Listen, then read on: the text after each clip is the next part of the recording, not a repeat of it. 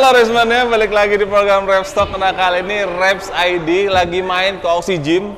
Dan di samping kita udah ada owner dari Oxy Gym dan juga salah satu legenda binaraga di Indonesia. Ini dia. Halo teman-teman semua, saya Haji Calvin, saya berasal dari Bandung dan inilah gym saya, Oxy Gym. Asik, ini gym enak banget, datang cozy, nggak pengap sama sekali. Mantap banget bang. Oke, kasih. Nah, tapi sebelum kita ngomongin soal gym, Abul juga pengen tahu sebenarnya awal perjalanan kenal dunia fitnessnya Bang Haji itu gimana sih Bang? Jadi awal perkenalan saya dengan dunia fitness ini adalah pada awalnya seperti kebanyakan orang-orang pada umumnya ingin mempunyai badan ideal. Bagus. Oh, ideal. Ideal okay. dulu. Ideal Pada dulu, dasarnya dulu awalnya saya dengan tinggi 178 tapi berat saya dulu 55. 178, wah kurus tuh. Nah, jangkis. Iya, jangkis. Jangkung betul. tipis. Jangkung tipis, oke. Nah, jadi pada awalnya dulu saya adalah atlet basket dan pada saat itu pas di tahun 2000. Jadi saya dulu atlet basket, terus saya cedera lutut. Pada proses recovery-nya saya kepengen punya badan yang lebih berisi gitu kan dengan berat 55 kg. Nah, jadi saya berkenalan lah itu dengan dunia fitness. Saya naikin berat badan, tapi pas makin kesini, makin berisi. Yang namanya manusia kan nggak ada puasnya kan. Pengen lebih bagus lagi, pengen lebih oke lagi, pengen lebih berotot lagi. Dan sampai sekarang. Oh malah jadinya si basketnya ditinggalin, baru udah jadi atlet. Udah nggak basket lagi sama sekali. Oh, jadi awalnya tujuannya buat recovery. Ya kan? recovery, pengen punya badan lebih berisi. Terus tahu-tahu punya otot, wah asik juga nih. Oh jadi Berotot kecanduan. lagi, sampai sekarang gitu kan, sampai profesi berkecimpung di dunia fitness juga gitu kan, ditambah ikut tanding jadi atlet gitu kan, terus sampai jadi pelatih juga cari uangnya di sini, sampai sekarang akhirnya punya gym sendiri juga. Punya gym sendiri, oke. Itu waktu pas awal perkenalan fitness itu tahun berapa sih Bang? Perkenalan awal fitness itu dari tahun 2000. Tahun 2000 ya? Ya betul. Wah itu saat itu kayak gimana tuh? Abul kalau sekarang kan kita bayangin tempat fitness tuh udah dari mana-mana. Ya. Kalau di saat tahun 2000 itu gimana tuh Bang Haji? Tahun 2000 sebenarnya belum begitu banyak sih ya tempat fitness. Dan peralatannya juga masih peralatan banyaknya yang lokalan. Oh gitu. oke. Nah jadi seperti itulah. Jadi diperkenalkan dengan dunia fitness, latihan yang benar, pola diet pada dulu juga belum terlalu ini ya, tapi yang paling penting pada dasarnya dulu ya kalau nge-gym ya makan gitu kan. Jadi kebutuhan protein, daily intake proteinnya kita belum tahu, bahkan protein itu juga apa juga belum ini gitu kan. Terus Bang Haji sendiri di zaman itu ya, itu nyari sumber informasinya dari mana aja Bang? Ya masih kalau untuk zaman tahun itu ya, jadi lebih ke lebih ke mulut ke mulut jadi. Oh oke. Jadi experience-nya lebih kayak gitu. Berarti istilahnya ini dong, bro science. Pernah dengar istilah bro science? Bro science ya rata-rata kan? kayak gitu. Ya. Katanya kalau makan ini nih gitu, jadi betul. Mirip banget kayak gitu zaman dulu tuh ya. Oke. Reps itu baru ada di 2000 berapa ya? 2000 berapa Ker? 2006 baru ada reps Bang Haji. 2000, oh iya benar. Iya. Dan saya dulu awal pernah jadi cover itu. Betul. Enggak, 2009 udah ada. 2009 yang ngangkat sepeda. Oh. Yang maling sepeda. Terus yang ngangkat anak? Yang ngangkat anak itu 2012. Oh 2012. Ya, sekarang Oke. Karena punya anak pas tahun 2012. Oh. Itu anak saya waktu umur 6 bulan. 6 bulan tuh ya? Yang ada di reel saya. Iya, terus sempat diposting itu yang udah gede digendong ya. Itu lucu banget sih. Gitu. Oke, Bang Haji, balik lagi ke fitness gitu kan. Yang ngejogrokin buat tanding itu siapa? Apa kemauan sendiri atau gimana? Karena pada dasarnya karena jiwa saya dulu emang saya atlet basket. Dalam artian orang yang jiwanya yang berprofesi atlet itu otomatis jiwa kompetitifnya tinggi, betul. Nah, jadi pada dasarnya saya ingin mengukur kemampuan level badan saya itu udah sampai mana. Dulu waktu itu mengikuti kayak ada suatu produk susu untuk ajang pageant itu ya. Terus ada kayak majalah kebugaran. Terus ada susu itu. Iya. Nah, saya dulu ikut itu. Jadi terus berkembang tuh kan sistem kompetisinya dengan ada body contest segala macam sampai sekarang gitu. Betul. Nah, Bang Haji, itu kan awalnya kan ikut ajang-ajang pageant kan. Ajang pageant kan kayak cuma catwalk gitu aja, Bang ya? Oh, kalau itu enggak. Enggak ya? Enggak gitu, enggak. Jadi kayak posting doang di atas panggung. Rata-rata semuanya posting sih. Gitu. Nah, saat terjun di body contest bisa bilang itu udah ikut di kelas apa sih, Bang Haji? Dulu masih ya body contest sih. Sampai sekarang ada di main fitness tuh di kelas pro-nya gitu. Kelas pro-nya. Dan pernah juga dulu sampai ke level binaraga sampai di kelas 85 plus gitu. Pernah di sana juga? Pernah juga. Dulu pernah sebagai perwakilan daerah Kota Bandung gitu.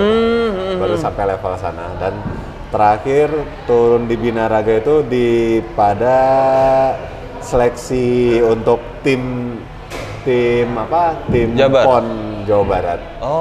Oke. Dan itu terakhir. Itu maksudnya ke Porprov ya jatuhnya? Untuk ke level PON sebenarnya, tapi Prapon. Untuk level Prapon. Oke. Akhirnya tidak diteruskan. Enggak, udah. Ada alasan tersendiri nggak? Alasan tersendirinya ya karena balik lagi pada akhirnya kita sebagai atlet itu diberi pilihan. Kita mau terus berkembang di dunia atlet atau kita mau berkembang di industrinya. Oke. Nah, kalau misalnya lebih dikorek lebih dalam lagi sebenarnya uangnya lebih banyak di industri. Daripada kita sebagai atlet. Sebagai atlet juga sebenarnya kita bisa berkembang, tapi yang namanya atlet atau apalagi kita di dunia bodybuilding sebagai atlet binaraga itu bisa dikasih tahu badan kita akan terus berkembang kalau misalnya badan kita tidak stres. Badan kita atau pikiran kita tidak stres. Kalau misalnya di dunia industrinya sendiri kan bisa dibilang bisnisnya itu kan. Nah, bisnis itu kan banyak menguras tenaga dan pikiran kan sebenarnya. Nah, jadi kita tidak bisa mengcombine itu semua antara atlet atau kita bisnis gitu. Kalau misalnya atlet kita memang fokus ke atlet itu kita memang harus fokus latihan, istirahat sama nutrisi, makan kan. Nah, kalau misalnya kita ada sisi psikologis kita memikirkan sesuatu itu otomatis itu otot tidak akan berkembang. Akhirnya makanya memutuskan udah deh harus ke sisi bisnisnya aja. Secara langsung kan kita sebagai atlet binaraga itu kan istirahat harus maksimal, harus optimal. Nutrisi harus optimal. Setuju. Latihan harus optimal dan itu semua membutuhkan waktu yang tidak sebentar. Sedangkan kita untuk membangun bisnis itu kan butuh semuanya optimal kan. Nah, jadi kita harus pilih salah satu. Nggak bisa keduanya kita combine.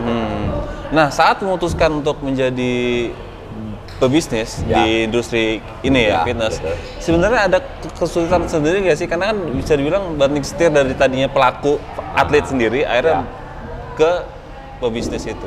Kesulitannya itu adalah menghadapi SDM-nya. Itu emang faktor utama sih di mana-mana. Di mana-mana. Betul. Iya. Karena di situ makanya faktor SDM itu adalah faktor yang paling rumit menurut saya.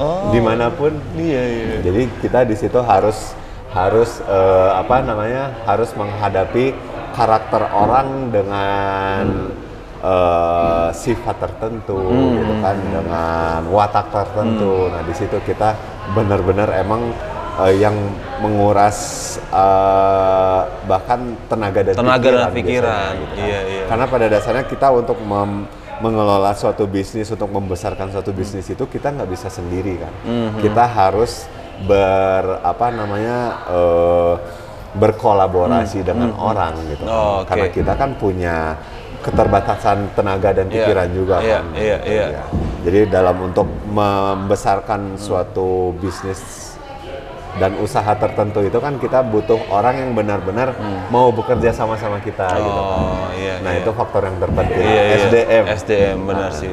Nah, ini kan katanya tadi Bang Haji bilang Ya. stres kan pikiran, tenaga dan pikiran itu kan bisa impact-nya ke badan kita juga ya kan. Betul banget. Tapi ini badannya tetap bagus ini. Ini sehari-hari makannya apa aja ini? Dan setidaknya kalau misalnya dari makanan saya sendiri, daily protein intake-nya itu setidaknya berat badan dikalikan 2 itu tidak berkurang lah. Setidaknya saya minimal tuh 150 gram protein tuh harus lah. Oh, harus perharinya ya. Bisa dari sumbernya, bisa dari di-combine lah, kadang dari suplemen. Kadang dari makanan-makanan juga, makronya diperhatikan juga gitu. Lumpia basah makan nggak? Lumpia basah? Kalau sekarang ya makan aja. Enak banget itu. Enak. Makanan enak khas banget. Bandung itu enak banget lumpia basah. Semuanya pada dasarnya badan kita itu bukan berarti makanannya yang salah gitu kan. Oke. Jadi badannya kita belum optimal untuk mengolah makanan tersebut. Jadi energi. Kan pada dasarnya makanan yang kita makan itu adalah sumber energi kan. Betul. Nah, jadi yang harus kita optimalkan adalah badan kita bagaimana seoptimal mungkin mengolah makanan yang masuk ke badan kita itu jadi sumber energi. Oh, oke. Nah, di situ. Jadi bukan makanannya yang salah. Oke. Kalau menurut Bang Haji, bagaimana sih caranya kita untuk mengoptimalkan badan kita ini biar bisa ini apa energi yang dihasilkan bisa jadi optimal gitu? Ya itu tadi, dengan kita Nge-gym, rutin olahraga. latihan beban, kita rutin nge-gym, kita punya otot. Oh, oke. Nah, hanya dengan kita punya otot, badan kita bisa mengoptimalkan makanan yang masuk ke badan kita menjadi energi gitu. Oh, oke. Karena otot itu adalah sumber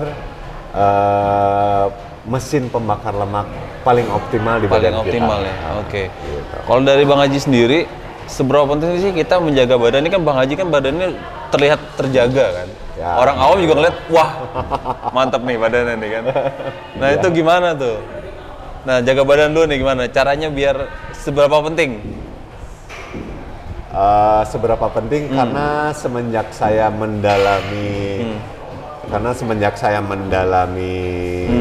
ini, setidaknya dengan saya rutin nge-gym, saya rutin latihan beban, saya tidak pernah merasakan sakit. Oh, Bahkan sakit kepala aja saya nggak tahu rasanya gimana. Masa? Betul. Luar biasa loh. Kecuali kalau pas gajian kali ya. Aduh gajian karyawan. Itu sakit kepala. Nah itu saya serahkan ke staff saya. Gitu. Aduh. Makanya pentingnya SDM itu kita bisa berkolaborasi gitu kan. Bagian-bagian Ada puyengnya bagian-bagian. sekarang tinggal diserahin ke staff. Gitu. Bener juga. Betul. Oke. Nah Bang Haji kan nih PT andalan juga nih di salah satu artis ibu kota, Wulan Guritno. Ya betul. Luar biasanya nih teman-teman. Kalau ngajar harus bolak-balik Jakarta Bandung gitu. Ya betul. Kok mau Bang? Kok mau? Karena bayarannya tinggi. Bayarannya tinggi. Langsung to the point ya. Bayarannya tinggi. Enggak juga, tapi karena dari awal Wulan dan saya juga kita sudah berkomit untuk salah satunya beliau sebagai public figure, salah satu yang emang harus dijaga adalah penampilan. Penampilan, betul. Nah di sini dari awal juga Wulan juga udah ngerasa nyaman latihan dengan saya dan saya juga menyanggupi untuk bolak-balik Jakarta Bandung dan itu adalah hasil suatu komitmen. Komitmen ya. Komitmen saya untuk segimana mungkin saya bisa membuat badannya selalu tampil fit. Oh, oke.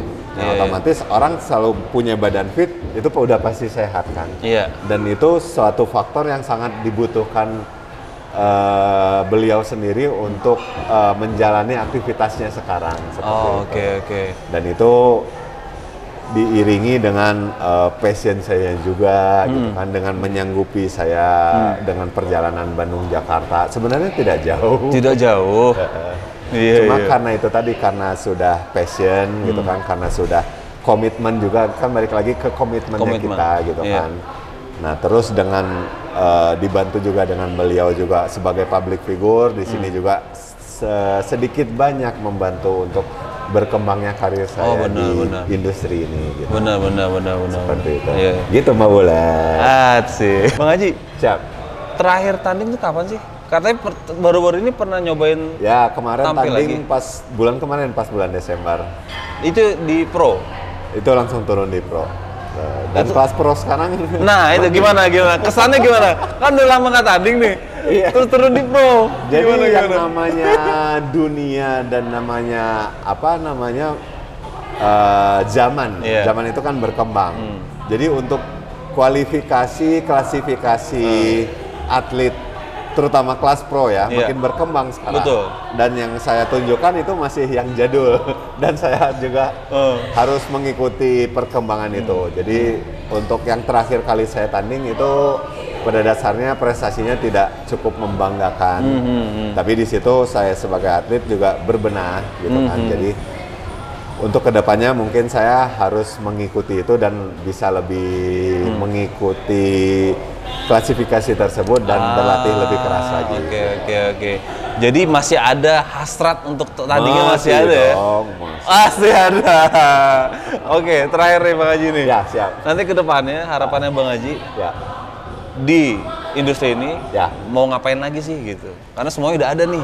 Gitu. Oke, mungkin cita-cita saya ke depannya saya akan membuat Oxygym di mana-mana. Oh oke, cabang-cabang ya? Pada dasarnya Oxygym itu sudah menjadi badan perusahaan dan bersama partner-partner saya akan cepat atau lambat kita akan membuat Oxygym lain di Bandung. Amin. Terutama di Bandung dan cita-cita kita bersama juga Oxygym itu ada di seluruh Indonesia. Amin. Oke, terima kasih banyak Bang Haji atas waktunya. Sama-sama. Ada pertanyaan tambahan. Kalau untuk teman-teman dulu seperjuangan dan sepanggung gitu. Seperti sobat-sobat saya semua, jadi Dodi Saputra, Ricky Daud. Oh iya, satu rating itu ya. Terus Randy Latumahina.